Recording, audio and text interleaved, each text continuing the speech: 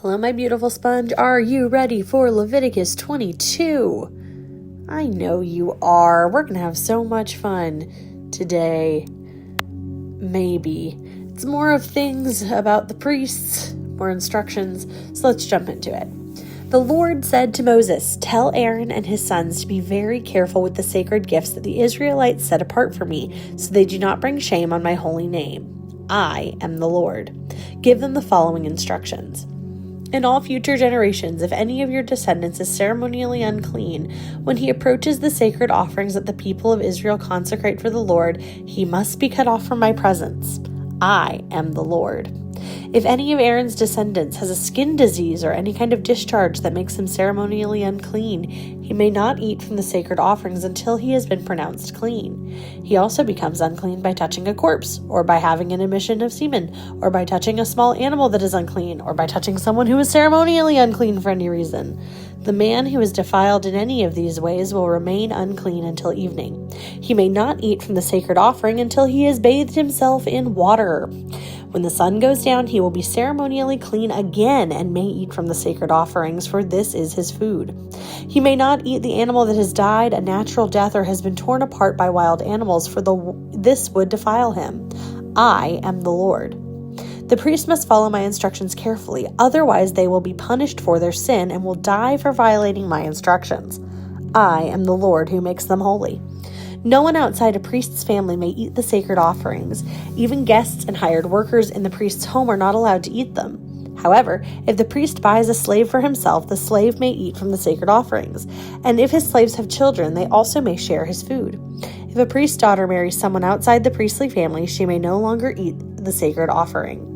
But if she becomes a widow or is divorced and has no children to support her, and she returns to live in her father's house as in her youth, she may eat her father's food again.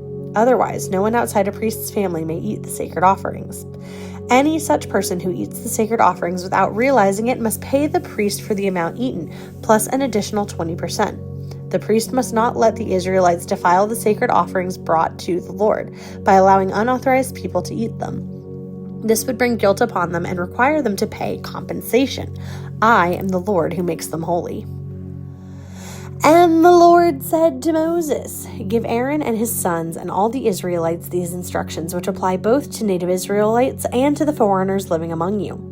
If you present a gift as a burnt offering to the Lord, whether it is to fulfill a vow or as voluntary offering, you will be accepted only if your offering is a male animal with no defects.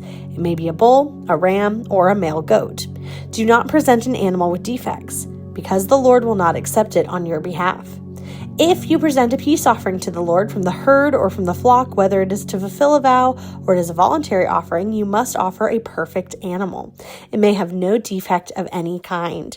You must not offer an animal that is blind, crippled, or injured, or that has a wart, a skin sore, or scabs. Such animals must never be offered on the altar as special gifts to the Lord. If a bull or lamb has a leg that is too long or too short, it may be offered as a voluntary offering, but it may not be offered to fulfill a vow. If an animal has a damaged testicle or is castrated, you may not offer it to the Lord. You must never do this in your own land, and you must not accept such an animal from foreigners and then offer it as a sacrifice to your God. Such animals will not be accepted on your behalf, for they are mutilated or defective. And the Lord said to Moses, "When a calf or a lamb or goat is born, it must be left with its mother for 7 days. From the 8th day on, it will be acceptable as a special gift to the Lord, but you must not slaughter a mother animal and her offspring on the same day, whether from the herd or the flock. When you bring a thanksgiving offering to the Lord, sacrifice it properly, so you will be accepted. Eat the entire sacrificed animal on the day it is presented. Do not leave any of it until the next morning. I am the Lord.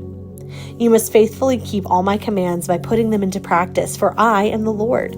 Do not bring shame on my holy name, for I will display my holiness among the people of Israel. I am the Lord who makes you holy. It was I who rescued you from the land of Egypt, that I might be your God. I am the Lord." Tomorrow we're going to party because we're talking about the appointed festivals. So get excited about that. Tonight your joke comes from Buffy in Georgia, a joke she is sharing from her boss. What did Frosty's girlfriend give him when he was mad at her? The cold shoulder. I hope you're all staying warm out there. Have a wonderful whatever the time of day you're having.